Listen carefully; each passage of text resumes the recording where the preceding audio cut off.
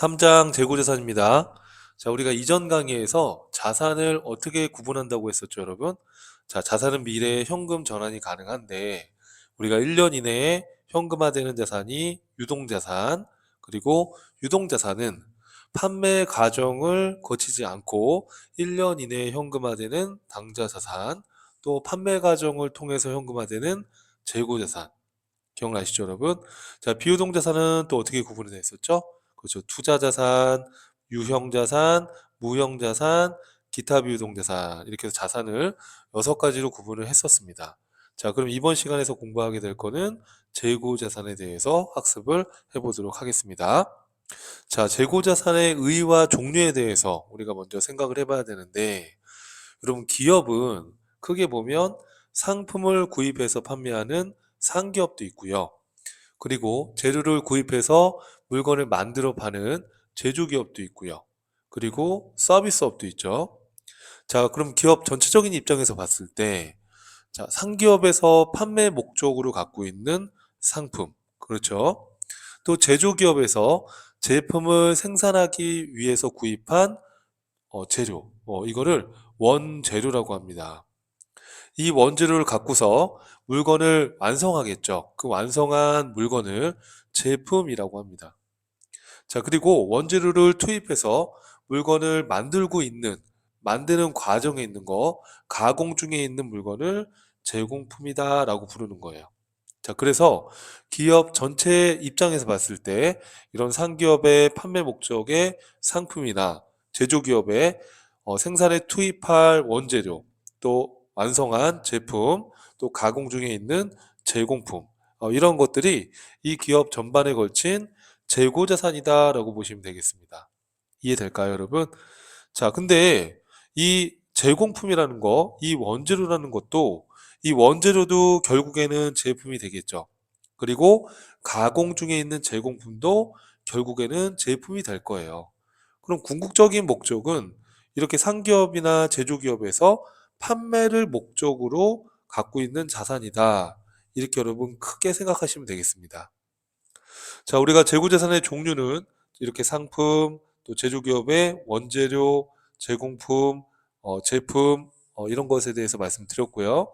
여기 반제품이라는 거는 제공품이긴 한데요. 제공품이긴 한데 중간 부품처럼 별도로 판매가 가능한 제공품이다. 그렇게 생각을 하시면 되겠습니다. 우리가 예를 들어서 제품을 만들 때 들어가는 중간 부품 같은 것들은 또 별도로 판매할 수도 있잖아요. 그죠? 그런 경우에 제공품이다라고 얘기를 하는 거예요. 자, 미착품이라는 것은 예를 들어서 외국에서 상품을 수입을 하는데 소유권이 우리한테 있는데 아직 도착하지 않은 경우에 이거를 우리가 미착품이다라고 얘기를 하는 거예요. 소모성은 소모품을 아직 사용하지 않고 남아있는 경우에 이제 소모품이다라고 얘기를 하는 겁니다. 자, 이렇게 재고자산은 상품, 원재료, 제공품, 제품, 이런 것들이 기업의 재고자산이다라는 거예요. 자, 그럼 여러분 이런 재고자산을 우리가 취득했을 때 이 재고자산의 취득 원가를 얼마로 해야 되느냐, 이게 이제 또 문제가 되겠죠. 자, 그럼 재고자산의 취득 원가는 재고자산 그 매입한 금액, 매입 금액이라는 건 구입한 금액이 있겠죠. 예를 들어서 내가 상품을 구입한다 그러면 상품 100만 원짜리를 지금 샀어요. 그럼 그 상품의 구입 가격, 그게 매입 금액이다라고 보시면 돼요. 자, 그런데 여러분 우리가 상품을 취득을 하다 보면 운송비를 부담할 수도 있고, 또는 이게 구하기 어려운 상품이면 중개인한테 중개 수수료를 줄 수도 있고요. 또는 외국에서 수입을 한다 그러면 수입할 때 관세라는 또 세금을 낼 수도 있어요. 이처럼 이러한 재고 자산을 취득할 때 들어가는 취득과 관련된 부대 비용도 이 재고 자산 취득과 관련된 것이기 때문에 취득 원가에 포함을 하자라는 거예요. 예를 들어서 상품 100만 원을 구입하면서 운반비로 30만 원을 부담했다 그러면 상품을 얼마에 취득한 걸로 생각할 수 있죠, 여러분? 여러분이 상품을 사서 파는 회사인데 상품 100만 원짜리를 구입하면서 운송비로 30만 원을 부담했다면 상품을 얼마에 취득하신 거예요? 그렇죠. 130만 원에 취득한 걸로 생각하듯이 우리 회계에서도 이 재고자산의 취득 원가는 이 매입 금액에 취득 관련된 부대 비용을 포함한다라는 거예요. 이해되시죠, 여러분? 자, 그럼 우리가 취득할 때 들어가는 부대 비용이 어떤 게 있는가라고 생각을 해보면 이런 운반비를 부담할 수도 있고요. 또는 이 상품이 고가면 또 운반하다가 또 파손이 날 수도 있고 여러 가지 위험이 존재하니까 운송보험에 가입을 할 수도 있어요. 그러면 운송보험료를 냈다고 그러면 이것도 취득을 위해서 들어간 부대 비용이니까 우리가 취득 원가에 포함을 한다는 거예요. 또는 중개수수료, 중간에 중개인한테 중개료를 주고 이 상품을 구입했다 그러면 이 중개수수료도 이 상품 취득과 관련된 취득 원가에 포함을 한다는 겁니다. 만약에 외국에서 이 상품을 수입한다 그러면 수입 관세나 우리나라로 물건이 반입할 때 들어가는 각종 수입 통관 비용 등도 취득 원가에 포함이 된다라는 거예요. 그러니까 결국에는 명칭료와 불구하고 이 재고 자산을 취득하는 데 들어가는 재반 비용은 다 취득 원가에 포함을 한다라는 얘기예요. 이해하시겠죠, 여러분? 자, 그럼 그런데 우리가 취득을 하는 과정에서 물건을 구입했다가 물건에 하자가 있어서 물건을 다시 반품으로 돌려보낼 수 있죠. 자, 이런 걸 우리 회계에서 뭐라고 하냐면 매입 환출이다라고 부르는 겁니다. 자, 물건을 샀다가 하자로 인해서 물건을 반품으로 돌려보냈을 때 매입 환출 이렇게 부르는 겁니다. 자, 그리고 물건을 구입을 했는데 물건의 하자가 심하진 않고 경미해서 값을 내가 깎는 거 이거를 매입 애누리다라고 부릅니다. 자, 그리고 내가 물건을 외상으로 구입하면서 약정된 기간 내에 외상대금을 일찍 지급을 해서 할인을 받는 경우도 있어요. 그러니까 조기상환, 일찍 외상대를 갚아서 할인을 받는 경우를 매입 할인이다라고 얘기하는 거예요. 이해될까요, 여러분? 자, 그러면 예를 들어서 제가 한번 예를 들어 보겠습니다. 자, 내가 상품을 구입을 했는데 자, 예를 들어서 상품을 외상으로 10만 원에 구입을 했는데 이 10만 원 중에 일부는 반품하고 일부는 내가 값을 깎아서 만 원만큼 매입 환출과 애누리 받은 게 만 원 있다라고 가정해 볼게요. 그리고 내가 대금을 외상으로 구입하면서 약속된 기한 안에 일찍 갚아서 3천 원을 할인받은 게 있다라고 한번 가정해 볼게요. 자, 그러면 이 상품의 취득한 금액을 취득 원가를 얼마로 봐야 될까요, 여러분? 자, 당연히 이 매입 환출 애누리 매입 할인은 내가 취득을 했다가 반품을 하거나 값을 깎은 거니까 당연히 취득 원가에서 차감이 돼야 되는 거예요. 이해될까요, 여러분? 그래서 취득 원가에서 차감이 되는 게 맞다라는 거예요. 그러면 지금 이 경우에는 취득 원가가 얼마가 될까요? 10만 원에 외상으로 샀다가 만 원만큼 매입 환출 애누리 받고 그리고 3천 원을 할인받았으니까 취득 원가는 그렇죠. 8만 7천 원이다라고 이해할 수 있겠죠. 그죠? 자, 이처럼 취득 원가는 결론적으로 말씀드리면 매입 가액에 취득 부대 비용을 포함하고 매입 환출 애누리 매입 할인을 차감한 것이 취득 원가가 되는 거예요. 이해될까요? 자, 그런데 여러분 이게 구매자 입장에서는 매입 환출, 매입 애누리, 매입 할인이지만 판매자 입장에서는 어때요? 판매자 입장에서는 물건을 매출을 하고 반품으로 회수한 거니까, 환입이 된 거니까 이거를 매출 환입이라고 하는 거예요. 판매자 입장에서는. 또 판매자 입장에서는 물건 판매 후에 값을 깎아주는 것을 매출 애누리라고 하는 거예요. 자, 그리고 대금을 조기에 회수해서 할인해 주는 것을 매출 할인이다라고 하는 거죠. 그럼 판매자 입장에서는 물건을 팔았다가 매출이 줄어드는 거니까 판매자 입장에서는 매출 할인, 매출 애누리, 매출 할인은 이 매출 수익에서 차감이 되겠죠. 자, 그럼 여러분 우리가 이러한 거래를 회계 처리한다라고 하면 어떻게 분기를 할까? 자, 같이 한번 볼게요. 자, 예를 들어서 1월 10일 날 상품 10만 원을 외상으로 구입했다. 이렇게 돼 있어요. 자, 이럼 우리가 분계를 할 때 거래 이중성에 따라서 양쪽에 기록하는 게 분계, 회계 처리 맞죠? 자, 거래 판료서에는 뭐가 있어요, 여러분? 왼쪽을 차변, 오른쪽을 대변이라고 하죠. 자, 우리 자산과 비용은 차변에 기록하는 거예요. 부채와 자본과 수익은 대변에 기록하는 거예요. 이해될까요? 그래서 자산이 증가하면 차변에 기록하고요. 거꾸로 자산이 감소하면 대변에 기록하는 거예요. 부채와 자본은 대변에 증가하는 겁니다. 부채나 자본이 감소하면 차변에 기록되는 거예요. 괜찮을까요, 여러분? 이거는 이거는 제가 뭐라고 했었죠, 여러분? 이전 강의에서 이거는 약속이다. 이렇게 하기로 한 것이다. 그래서 여러분 이거는 외워주셔야 됩니다. 자, 그러면 연습을 해볼게요. 상품을 외상으로 구입했대요. 그러면 여러분 어떻게 되겠어요? 상품을 샀으니까 상품이라는 자산이 증가하는 거예요. 상품이라는 자산이 차변에 10만 원만큼 증가하는 거예요. 자, 그런데 외상으로 구입을 했어요. 그러면 부채가 늘겠죠. 자, 이렇게 상품을 외상으로 구입했을 때 이 부채 계정 과목을 외상 매입금이라고 그래요.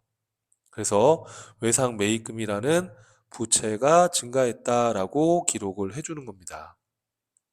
이해될까요, 여러분? 자, 그리고 1월 15일 날 구입한 상품 중에, 구입한 10만 원의 상품 중에 만 원이 불량이 발생돼서 반품으로 돌려보냈대요. 자, 그러면 우리가 만약에 1월 10일 날 상품을 현금 주고 구입했다라고 한다면 현금을 돌려받고 물건을 다시 반송하면 되는 거잖아요. 그죠? 자, 그런데 외상으로 상품을 구입했기 때문에 이 갚아야 될 외상 매입금 부채 중에 반품시킨 만 원만큼은 갚을 필요가 없는 거죠. 만약에 현금을 다 지급하고 상품을 사온 거였다면 이 반품한 것만큼 현금을 돌려받았겠지만 우리가 지금 외상으로 구입했으니까 이 경우에는 이 반품한 만 원만큼 외상 매입금 부채가 줄어들어야 되는 거예요. 이해될까요, 여러분? 자, 그리고 내가 차변에 구입해놨던 상품 자산 10만 원 중에 만 원을 돌려보냈으니까 대변에 상품이라는 자산이 감소해야 되는 거예요. 이해될까요, 여러분?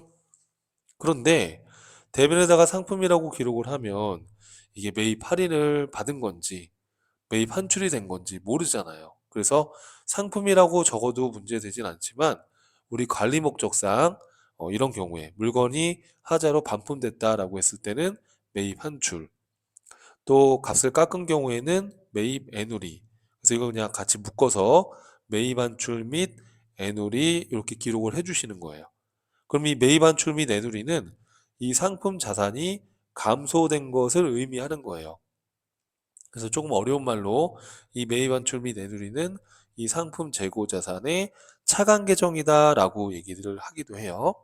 그러니까 여러분 지금 초보 단계니까 지금은 상품 자산이 감소된 것이다. 그런데 관리 목적상 매입 환출 및 애누리 이렇게 기록을 해서 관리한다. 그렇게 이해를 하면 돼요. 자, 그 다음에 1월 18일 날 조기에 대금을 상환해서 3,000원의 할인을 받고 나머지만 현금으로 지급했대요. 자, 그러면 10만 원 외상 매입금에서 만 원만큼 외상 매입금이 줄었으니까 외상 매입금 9만 원을 갚아야 되는데 3,000원 할인 받고 3,000원 할인 받고 8만 7천 원만 현금을 지급한 겁니다. 자, 그럼 분기를 어떻게 하면 될까요? 자, 우선은 대변했던 외상 매입금 부채를 갚은 거니까 외상 매입금이라는 부채가 차변으로 감소해야 돼요. 이렇게. 이해되시죠? 자, 그리고 우리가 지금 3,000원 할인 받았잖아요. 그러면 3,000원 할인 받은 것만큼 상품의 취득원가가 줄어드는 거니까 대변에다가 상품 이렇게 해서 분기를 해도 틀린 건 아닌데 근데 바로 상품 3,000원이라고 하게 되면 이게 지금 환출된 건지 애누리 된 건지 할인된 건지 모르니까 관리 목적상 이때는 매입 할인이라는 이 상품의 차감 계정으로 기록을 하는 거예요. 할인받은 것만큼요. 그리고 나머지 현금으로 지급했다 이렇게 돼 있으니까 현금이라는 자산이 87,000원이 감소됐겠죠. 자, 현금이 나간 거니까 현금이라는 자산이 감소했다라는 거예요. 자, 그럼 이렇게 해서 이제 회계 처리를 하게 되면 결국에는 이 거래를 통해서 이 구매자는 상품을 얼마에 취득한 거예요, 여러분? 쉽게 생각해서. 자, 상품을 지금 취득한 금액은 87,000원이다 라고 알 수 있죠. 처음에 총 구입한 상품의 매입 금액이 10만 원인데 그 중에 매입 환출 만원, 매입 환출 및 애누리 만원, 매입 할인 3,000원으로 해서 이게 취득원가에서 차감이 된 거니까 궁극적인 상품의 취득원가는 10만 원에서 총 매입액에서 매입 환출 애누리 만원 빼고 매입 할인 3,000원을 빼서 87,000원이 재고자산의 취득원가가 되는 거죠. 이해될까요, 여러분? 자, 이렇게 해서 정리를 해주시면 되겠습니다. 자, 그 다음에 여기 보시면은 판매자 입장에서는 어떻게 할 거냐라고 했을 때, 자, 판매자 입장에서는 상품을 판매했잖아요. 그쵸? 그러면 상품을 팔았기 때문에 상품 매출이라는 수익이 발생한 거예요. 대변에 상품 매출이라는 수익이 발생했다라는 얘기예요. 상품 매출이라는 것은 수익이에요, 수익. 상품을 판매해서 얻은 수익입니다. 근데 외상으로 했어요, 여러분. 그러면 우리가 상품을 팔아서 대변에 상품 매출 수익이 10만 원 발생했고 외상으로 팔았으니까 판매자 입장에서는 받을 돈이죠. 이걸 뭐라고 하냐면 외상 매출금이라는 자산의 증가로 인식해 주는 거예요. 뒤에 가면 배울 겁니다. 자, 근데 1월 15일 날 이 판매한 것 중에 일부 하자가 있어서 지금 만 원만큼은 매출 환입하고 매출 애누리 해줬어요. 판매자인 내가 다시 만 원만큼 반품 받고 그 다음에 값을 깎아준 거죠. 그죠? 그래서 이거를 우리가 차변에다가 상품 매출 수익이 줄어든 거니까 사실은 차변에 상품 매출이라고 해서 이렇게 매출 대변에 기록된 거를 차변으로 취소할 수도 있겠지만 직접 취소할 수도 있겠지만 관리 목적상 매출 환입 및 애누리아라고 별도로 계정 과목으로 기록해서 관리하겠다라는 거예요. 이해될까요? 자, 그러면 반품하고 값을 깎은 거니까 내가 받아내야 될 외상 매출금은 그만큼 줄겠죠. 그래서 차변에 있던 외상 매출금 자산이 대변으로 감소하게 되는 거예요. 자, 그러면 10만 원에서 만 원만큼 외상 매출금이 줄었기 때문에 9만 원을 받으면 되는데 상대방이 돈을 일찍 지급을 해서 할인을 3천 원 해줬대요. 자, 그러면 우리가 차변의 외상 매출금 10만 원에서 외상 매출금 만 원이 줄었어요. 그럼 받을 게 9만 원인데 3천 원 할인해 줬으니까 현금으로 얼마가 들어왔겠어요? 8만 7천 원. 현금 자산이 증가했겠죠. 현금으로 받았으니까 판매자 입장에서는. 자, 그리고 대변에는 차변에 있던 뭐가 없어져야 돼요? 외상 매출금이라는 자산이 감소해야 되는 거예요. 차변에 있던 외상 매출금 10만 원 중에 만 원만큼은 매출 환입, 매출 애누리가 됐고, 자, 9만 원 중에 3천 원만큼은 우리 매출 할인 받았으니까 매출 할인을 해준 거니까 판매자 입장에서 매출 할인이라는 것은 이렇게 상품 매출 수익이 줄어든 거죠, 사실은. 근데 상품 매출이라고 바로 기록하면 이게 지금 어떤 이유 때문에 매출이 줄어드는지 모르니까 이때는 매출 할인이라는 계정 과목을 써서 상품 매출이 감소됐다라는 걸 기록해 주는 거예요, 이렇게 별도로. 자, 그래서 판매자 입장에서에 대한 이 분계 처리는 뒤에 가면 또 나오니까 여러분 지금은 구매자의 입장에 대해서는 확실하게 정리를 해줘야 됩니다. 자, 여러분 지금 저희가 연습한 게 뭐예요? 자, 우리가 지금 연습한 게 상품의 취득 원가는 취득 부대 비용을 포함한다는 거 기억나시죠?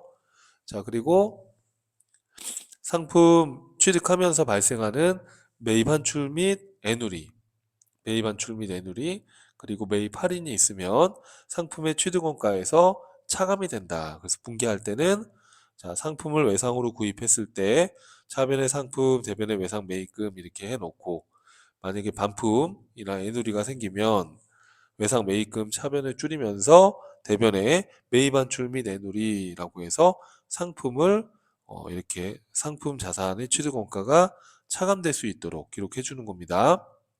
자, 외상 매입금을 조기에 상환함으로써 매입 할인을 받은 게 있다 그러면은 매입 할인이라는 계정 과목으로 해서 상품의 취득원가에서 차감이 될 수 있게 기록해 주는 거예요. 이해될까요, 여러분? 이렇게 해서 구매자 입장에서 회계 처리 정리를 해주셔야 됩니다. 자, 여러분 이번 시간 마지막 내용으로 상품 매매 회계 처리다라고 이렇게 해놨어요. 자, 여러분 이 상품 매매 회계 처리는 아주 중요한 개념이에요. 자, 여러분 우리가 상기업에서의 영업활동이란 것은 상품을 구입해서 요 상기업의 상품을 구입해서 파는 활동을 하는 거죠. 자, 이렇게 상품 매매, 상품을 구입해서 파는 거래가 발생됐을 때 회계 처리를 좀 생각해 볼 게 있어요. 자, 예를 들어서 이 상기업에서 상품을 10,000원에 구입을 하고요.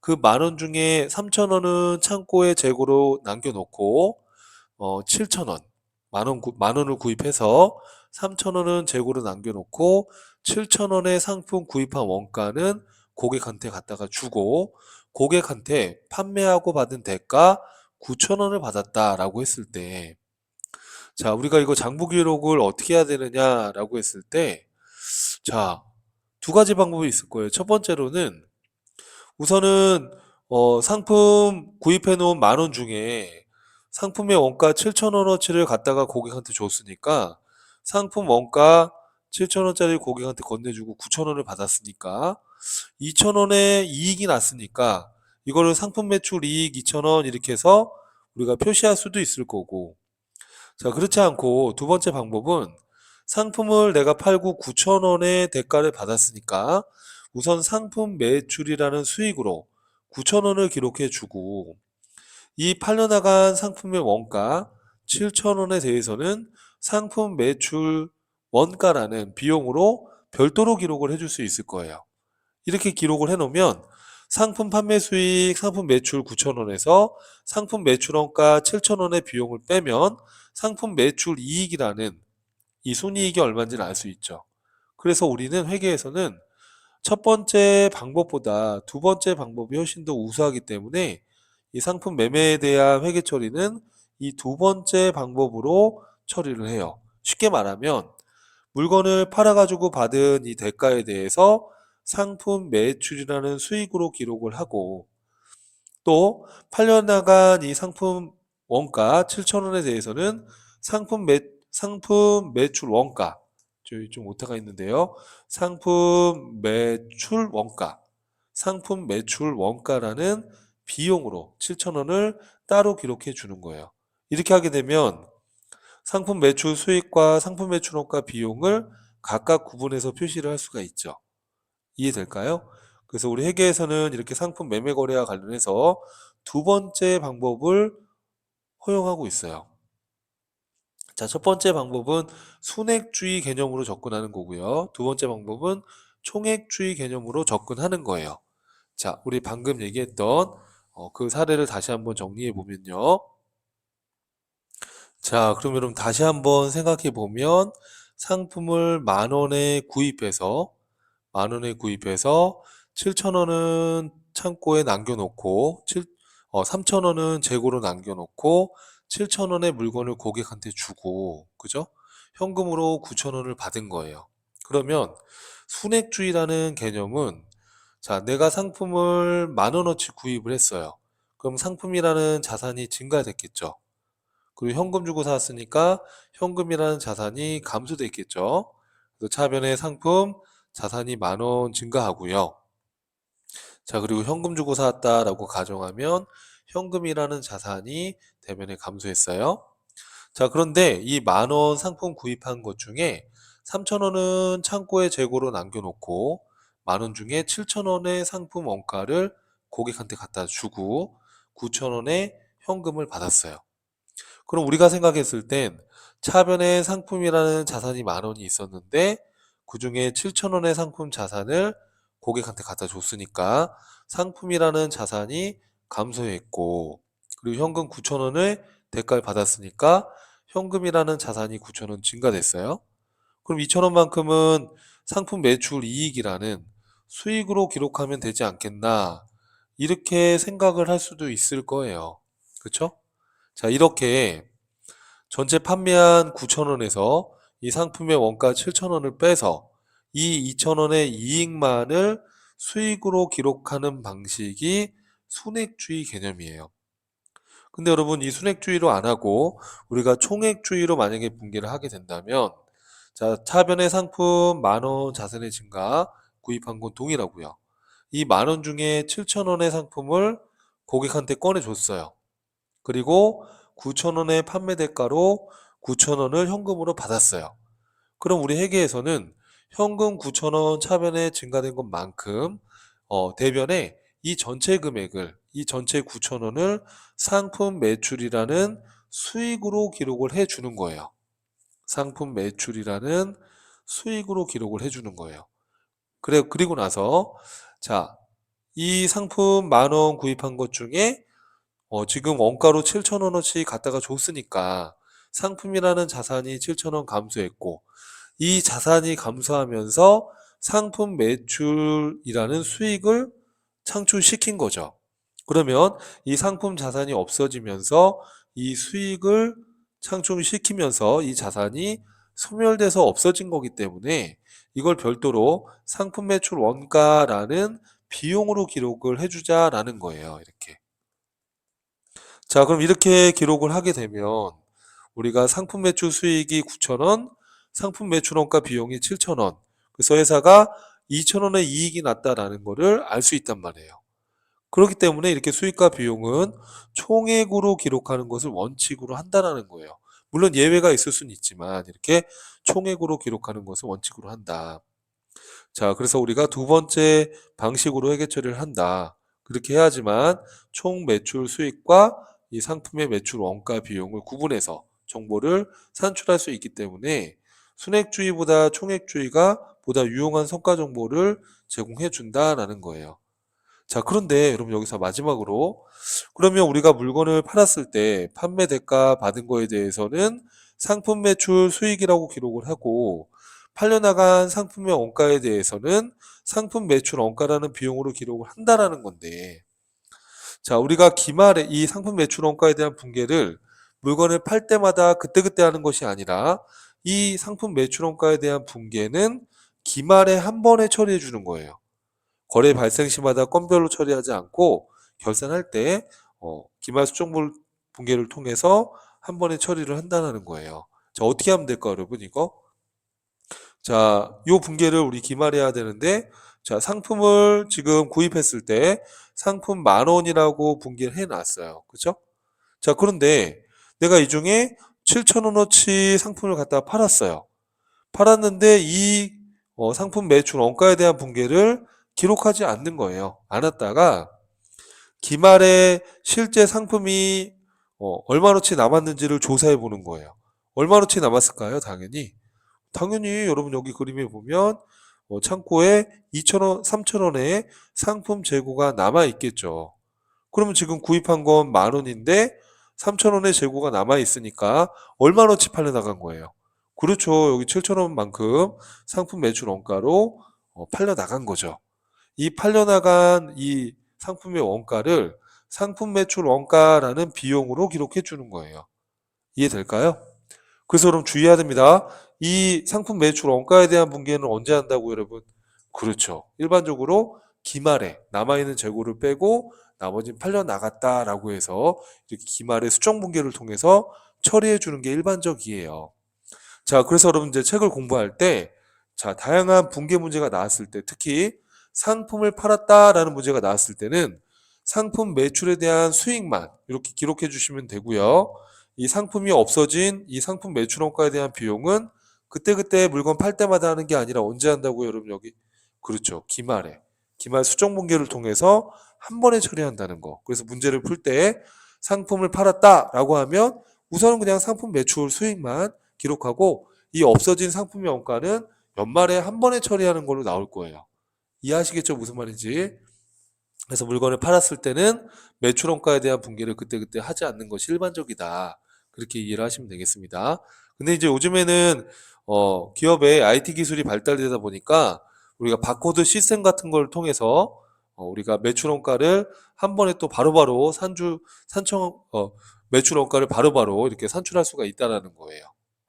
바코드 시스템 같은 이런 기술이 발달돼 있다 보니까 그래서 매출시마다 상품 매출 원가를 처리하는 경우도 있다. 하지만 이제 큰 기업이 아닌 이상, 프로그램이 구축되어 있지 않은 이상은 우리가 기말에 한 번에 매출 원가 분기를 처리합니다. 네, 그렇게 이해를 해주시면 되겠습니다. 자, 그래서 이번 시간에서는 특히나 재고자산의 의의, 그리고 재고자산의 종류, 그리고 취득원가 관련해서 매입 한줄, 매입 애누리, 매입 할인에 대해서 한번 봤고요. 그리고 특히나 중요한 거는 이렇게 상품 매매 거래가 발생했을 때 우리 어떻게 한다 여러분? 우리는 순액주의로 한다, 총액주의로 한다. 그렇죠. 우리는 총액주의 방법을 하는 거예요. 그래서 물건 팔았을 때는 우선은 전체 판매 금액에 대해서 대변에 상품 매출, 수익 발생, 그리고 차변에 뭐 현금 이렇게 했다가 연말에 남아있는 상품의 재고 조사를 통해서 남아있는 거 빼고 다 팔려나갔다. 대변에 상품 자산이 감소하고 차변에 이 상품 팔려나간 비용을 뭐라고 해요, 여러분? 불러주세요. 그렇죠. 상품 매출 원가로 회계 처리한다. 그렇게 이해해 주시면 되겠습니다. 이해하시겠죠, 여러분? 자, 그럼 다음 강의에서 또 이어서 뵙도록 하겠습니다.